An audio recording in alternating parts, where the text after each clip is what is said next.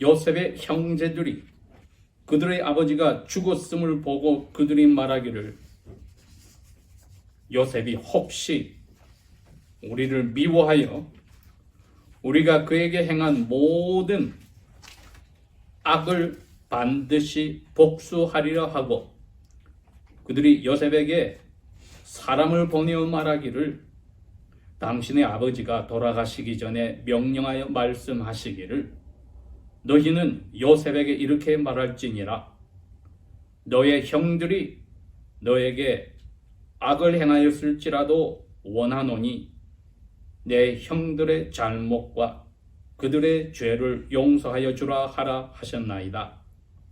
원하오니 이제 당신의 아버지의 하나님의 노예들의 잘못을 부디 용서해 주소서 하니, 그들이 요셉에게 말할 때에 그가 울었더라. 또한 그의 형들이 가서 요셉의 눈앞에 엎드려 말하기를, 보소서, 우리는 당신의 노예들이니이다 하니, 요셉이 그들에게 말하기를, 두려워하지 마소서, 내가 하나님의 자리에 있나이까? 그러나 당신들의 자리에서 볼 때에는 나에게 악을 행하였을지라도 오히려 하나님은 그 악을 선으로 바꾸시어 이날과 같이 많은 사람들을 살도록 구원하셨나이다. 그러므로 이제 당신들은 두려워하지 마소서, 내가 당신들과 당신들의 어린 것들을 양육하리이다 하고, 그가 그들을 위로하고 그들에게 친절하게 말하였더라. 아멘.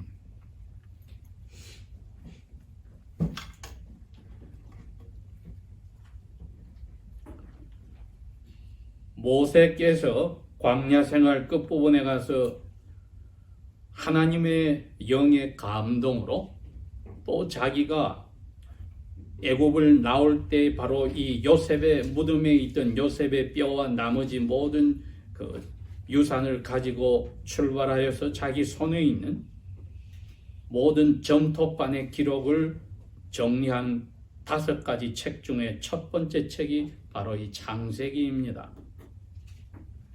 이 맨 마지막 부분을 빼고는 요셉이 자기 조상 아브라함으로부터 시작해서 아버지 야곱으로부터 물려받은 그 점토판의 마지막 부분을 적었습니다. 이렇게 하여 저희들은 압니다. 이것은 가족의 역사인 동시에 모든 인류의 역사를 하나님께서 우리를 위하여 기록해 두신 것이다.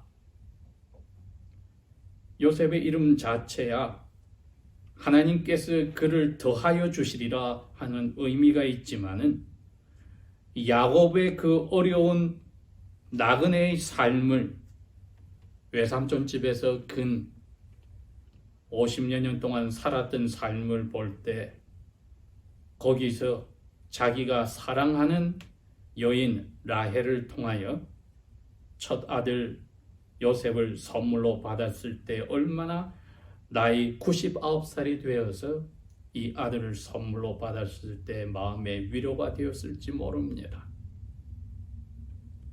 그런데 이 아들과 함께 고향 자기 아버지 이삭이 살아계신 곳으로 와서 지낼 때 17년을 같이 살다가, 야곱은 영문도 모르고 이 아들이 짐승에게 찢겨 죽였다는 다른 아들들의 말을 통하여 그 소식을 듣고 가슴이 굉장히 쓰라리고 슬펐다고 나중에 고백을 했습니다.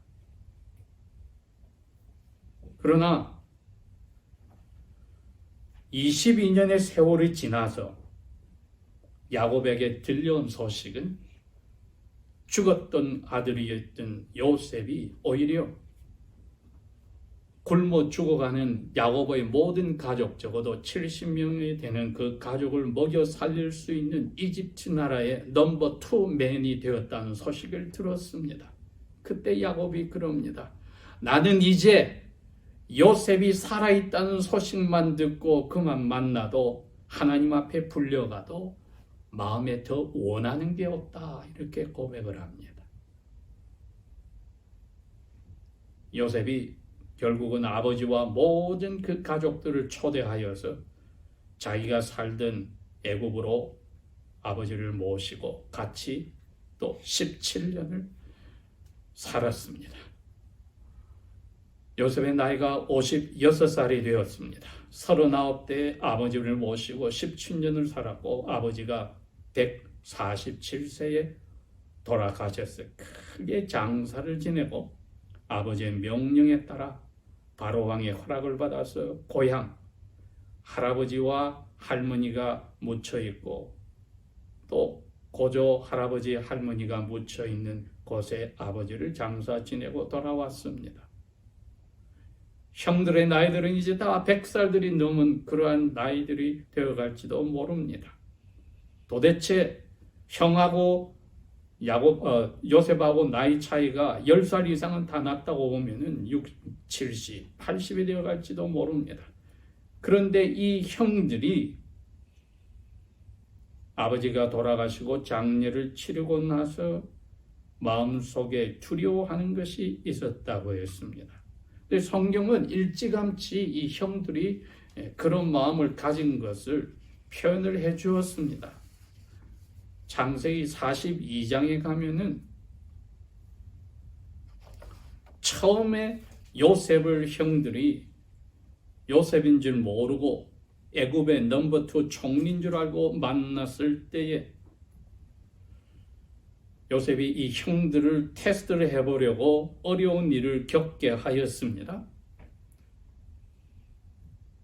자기들이 양식을 사러 왔다가 스파이로 몰려서 한 사람이 감옥에 잡혀 들어가고 나머지는 벌벌 떠는 자리에 있었을 때에 자기들이 그런 어려운 자리에 들어가기 직전에 나눈 이야기가 창세기 42장 17절에서 24절에 나와 있었습니다.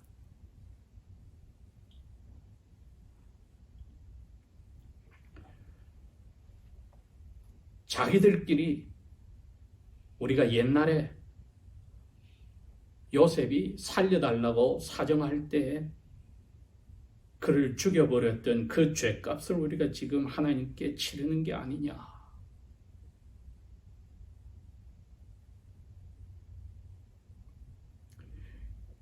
(22년) 전의 이야기였습니다.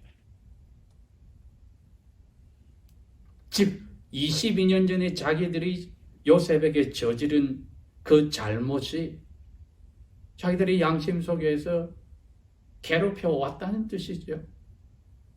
그러니까 누구도 아무 말도 안 했는데 자기끼리 이런 어려운 자리에 떨어진 것은 우리가 요셉이 살려달라고 부르짖을 때 그를 우리가 팔아버린 죄를 지어서 그 죄값을 받는구나. 이사야서에 하나님께서 이사야 선지를 통해서 그렇게 이야기를 해줍니다. 48장과 57장에 가면은 악을 행하는 사람들에게는 마음에 평강이 없다.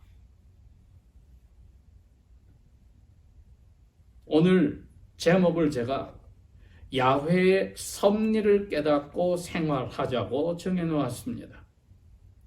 우리가 지금 도덕적인 교훈을 얻자는 뜻이 아니라 요셉에게 일어난 사건과 요셉과 그의 아버지와 이제 남아있는 형제들과 요셉과의 이 이야기와 자신들의 고백을 통해서 신약 성경의 관점에서 들여다보면은 이건 다 아버지 하나님께서 하시는 그 크신 일 속에서 일어난 일이기 때문에 저희들이 그 지혜와 크신 사랑에 탐복하여 감사하게 하는 것입니다.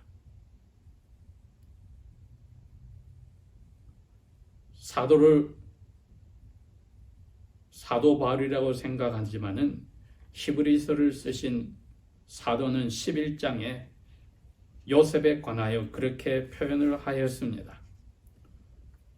21절과 22절과 13절에 표현을 합니다.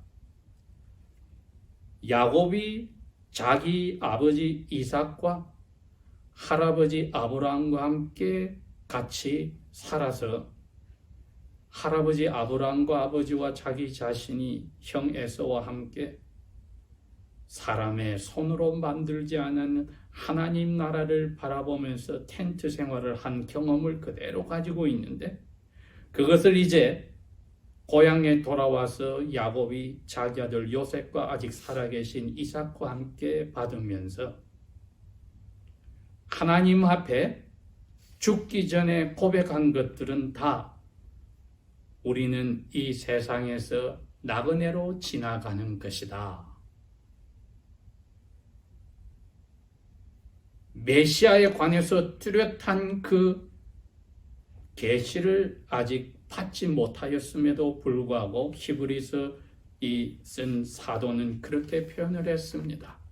이들이 사람의 손으로 짓지 아니한 하나님의 나라를 향해서 나그네처럼 지나간다고 생각하고 살았고, 그리고 그 일을 행할 분이 오시는 것을 멀리서 비전, 환상으로 보고 환영하고 기뻐하였으며, 자기들 삶에서는 그 약속이 이루어지지 않았지만 믿음으로 그것을 믿고 기뻐하였다고 표현을 하였습니다. 그러니 야곱이 죽기 전에 히브리서 11장 21절에 요셉을 불러서, 그리고 그 요셉의 두 아들들에게 축복을 해주면서 하나님께 감사의 예배를 하였다고 표현이 되어 있습니다. 그러니까 요셉은 애굽에서의 그 22년 동안의 생활, 자기 아버지와 함께 형제들과 함께 살던 생활보다 더 긴 생활을 혼자 보내면서 여러 가지 어려움 속에서 자기 자신의 어려움을 되돌아보는 시간들을 가졌다는 겁니다. 그게 바로 17년 동안 할아버지 이삭과 아버지를 통해서 들었던 증조 할아버지 아브라함에게 하나님이 하신 약속, 그 내용들을 마음속에 간직하여서 자기의 어려운 22년의 세월 속에서 그것을 소화해 나갔습니다. 500년 전에 하드베르 캐르기즘을 쓰셨던 분들도 이러한 사실을 문답 1번에 고백을 했습니다. 하나님의 자녀들인 우리가 살고 있을 때나 죽을 때 마음에 꼭 하나뿐인 위로가 무엇일까?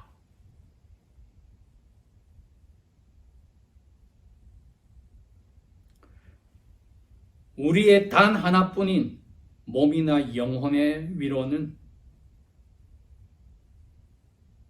우리 주 예수 그리스도께서 우리의 죄를 자기 피를 흘려서 깨끗하게 다 지불하셨던 것이고, 사탄의 힘을 깨버렸던 것이고, 우리를 계속하여서 지켜주시기 때문에 하나님 아버지의 뜻이 없었다면 우리 머리카락 한 올도 땅에 떨어지지 아니하도록 하실 것이다.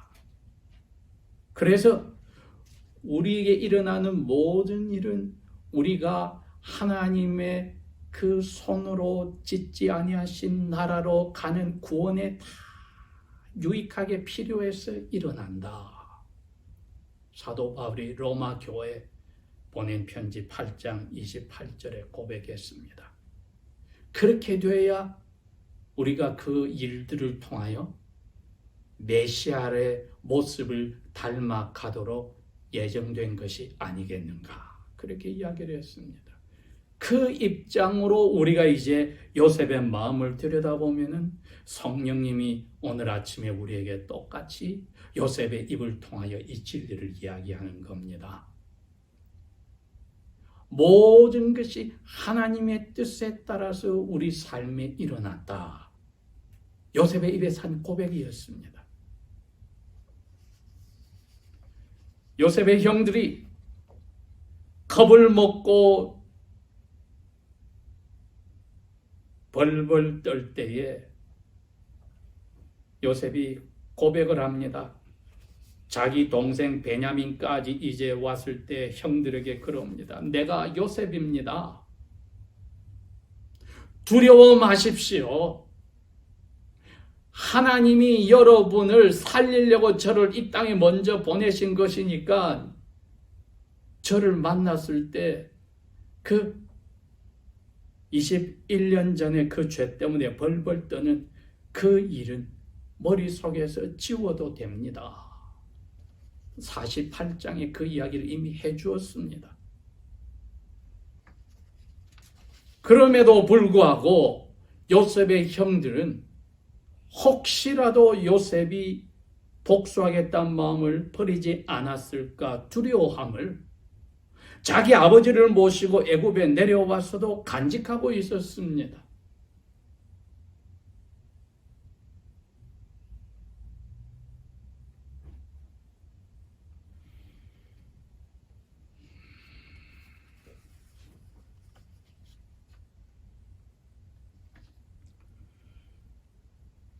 이제 자기들의 방패막이었던 아버지가 돌아가시고 났을 때에 15절에 형제들이 따로 요셉 없이 이야기를 나눕니다. 요셉이 혹시 우리를 미워하여서 우리가 그에게 했던 모든 악한 것을 반드시 보복할 거야.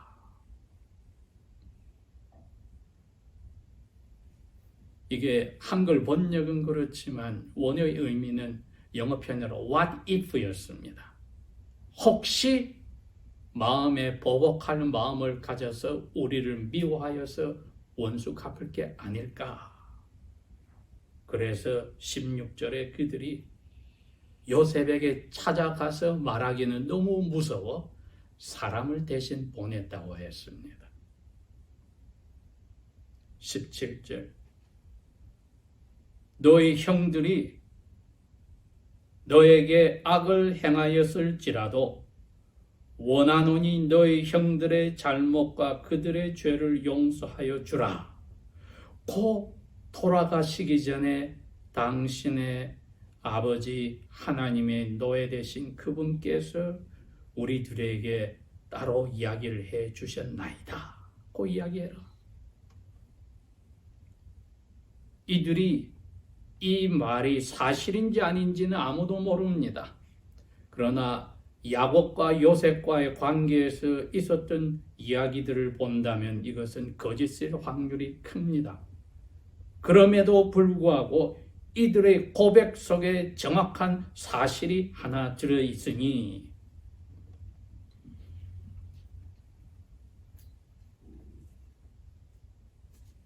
17절 중간에 이렇습니다. 원하오니 이제 당신의 아버지의 하나님의 노예들인 저희들의 허물을 부디 용서하여 주십시오.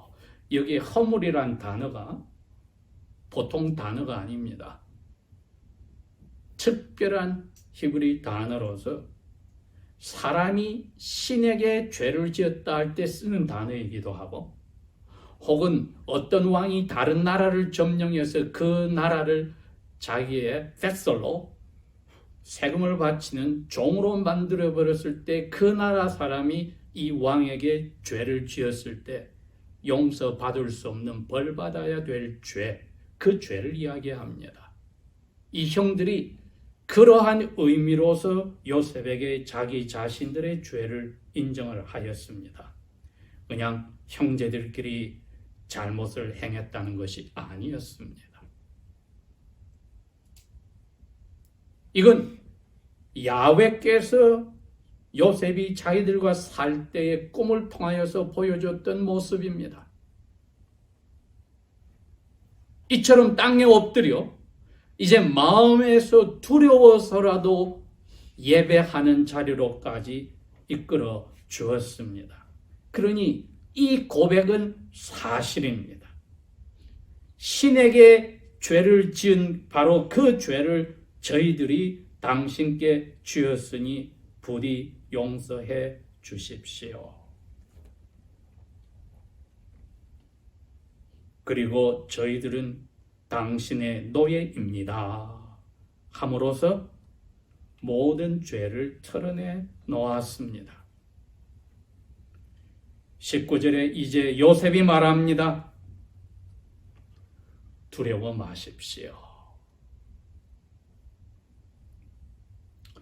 하나님께서 21세기를 사는 하나님의 자녀들에게 어려운 일을 던져 주었을 때에 우리가 요셉의 형들과 같은 자리에 있을 수 있습니다. 그러나 제자들에게 예수님이 뭐라고 했습니까? 너희들은 두려워하지 마라. 하나님을 믿으니 또 나를 믿으라. 예수님이 자꾸 죽는다는 이야기를 꺼내기 시작할 때 제자들이 유월절을 지키러 예루살렘 가는 것을 무서워하였습니다. 그런데 예수님이 너희는 두려워하지 말아라. 하나님을 믿으니 또 나를 믿으라고 이야기를 하셨는데 그 예수 그리스도 영이 성령께서 요셉을 입을 통하여 자기들의 죄 때문에 두려워하여 고백하는 사람 이 형제들에게 그럽니다. 두려워 말아라. 하나님께서 오늘날 저희들의 마음속에 이 위로를 주시는 겁니다. 죄를 깨달았다는 것은 위로를 주시기 전에 주시는 은혜입니다. 회개의 영이 왔다는 것은 위로를 주시기 전에 보내신 은혜입니다. 두려워 말아라고 성령께서 요셉을 입을 통해서 이야기합니다. 왜냐하면 모든 것이 일어난 일이 당신들이 이처럼 회개하고 하나님의 은혜에 붙잡히는 이 일을 위하여 이루어졌다는 것을, 자기는 고통 속에서 지난 22년 동안에 이것을 깨달았다는 것을 요셉이 마치 우리가 public professional faith, 공개적으로 예수 그리스도를 믿는다고 고백하듯이 고백하는 것입니다. 요셉은. 자, 그 이야기를 하는 겁니다. 나의 믿음이 지난 22년 동안의 고통 속에서 깨닫고 이렇게 되었습니다. 그렇게 하여서 첫 마디가 두려워 마십시오 한 후에 저는 하나님이 아니에요. 하나님이 하신 일에 왈가왈부할 수 없어요. 하나님이 하신 일에 잘했어요, 못했어요 할 수 없어요. 하나님이 하신 일에 그대로 감사함에 받을 뿐이에요. 욥이 고백하였듯이 그런 겁니다. 제가 받은 모든 영혼까지, 육체까지, 가정까지, 자녀들까지, 재산까지 하나님이 주셨고 하나님이 가져가셨으니 찬송을 받으시리다 하는 그 자리에 22년의 세월 속에 요셉도 들어간 겁니다. 이게 하나님의 섭리를 깨닫은 사람의 공개적인 선언이었습니다. 퍼블릭 프로페션이었습니다. 오늘날 우리에게 하나님이 그 이야기를 하는 겁니다. 너희들이 이러한 자리에 들어갔을 때에 이 고백을 할 수 있어야만 한다. 왜? 일어난 모든 일이 내가 예수님 닮아가는데 하나님이 보시기에 우리에게 필요해서 일어난 사랑의 매요, 하나님의 그 귀하신 자비의 효과들이기 때문입니다. 그러니 우리가 어찌 요셉과 같은 입장에서, 바울과 같은 입장에서 찬송하며 감사하지 않을 수 있겠는가? 찬송과 가사도 그런 게 있었습니다. 우리의 신앙이 생활이 밝을 때에는 찬송을 하며 힘들어 어두울 때는 기도를 하라. 실망에 빠지지 말고 가룟 유다처럼 그러한 회개는 하나님이 인정하지 않는 회개이나 오른쪽에 못 박혀 죽어가는 강도처럼 예수에게 의지하고 자기의 잘못을 고백하는 그러한 회개는 이처럼 하나님께서 두려워 말라 하시며 은혜를 주시면서 이게 다 결국에는 예수님을 닮아가는 요셉에게는 메시아를 닮아가는 하나님의 선하신 손길이었다는 것을 우리로 하여금 고백하게 하는 것입니다. 20절, 형님들이 생각할 때는 나에게 안 좋고 죽일 생각을 했을지라도 하나님은 그 악을 선으로 바꾸어서 이날과 같이 많은 사람들을 살도록 건지셨나이다. 예수님 당시에 히브리 성경보다도 그릭 성경을 사람들이 많이 읽었습니다. 그 그릭 성경은 이 부분을 조금 다르게 번역을 하였습니다.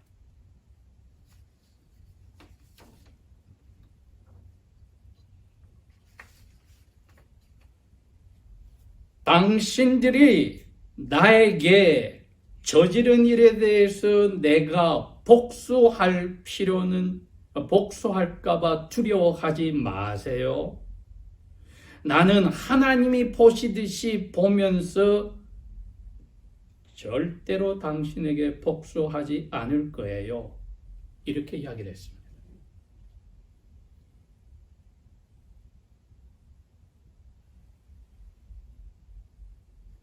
그래서 많은 사람들을 살도록 구원하려고 하신 하나님의 계획 속에 나는 움직인 것이에요.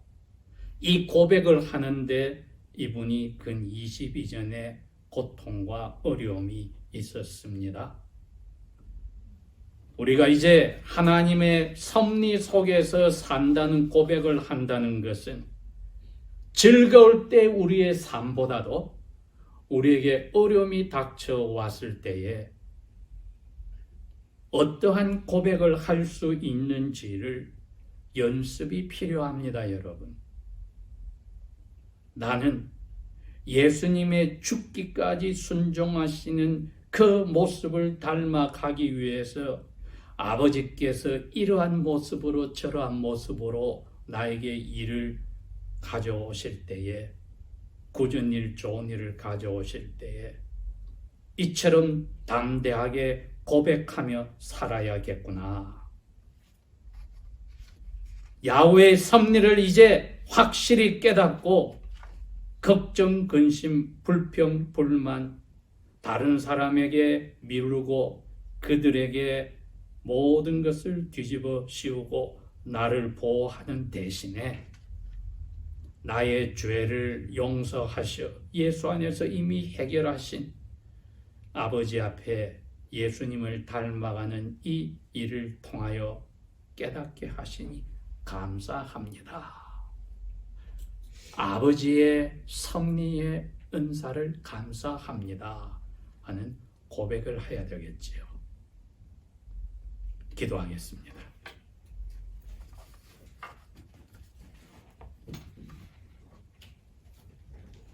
아버지 하나님, 아버지의 은혜로 저희들이 이 자리까지 왔습니다. 우리의 삶 속에 일어나는 모든 일들 가운데 아버지의 섬세하신 손길이 닿지 않는 것을 없다는 것을 고백합니다. 아버지의 뜻을 알면서 기뻐 순종하여 아무리 어렵고 깨닫지 못할 일이라도 감사하며 아버지 앞에 그대로 엎드리는 주 예수님의 겟세마네 동산의 기도의 삶을 살도록 도와주시며 감사가 굳은 일에도 기쁜 일에도 그치지 않게 도와주십시오. 예수님 이름으로 감사 기도합니다. 아멘.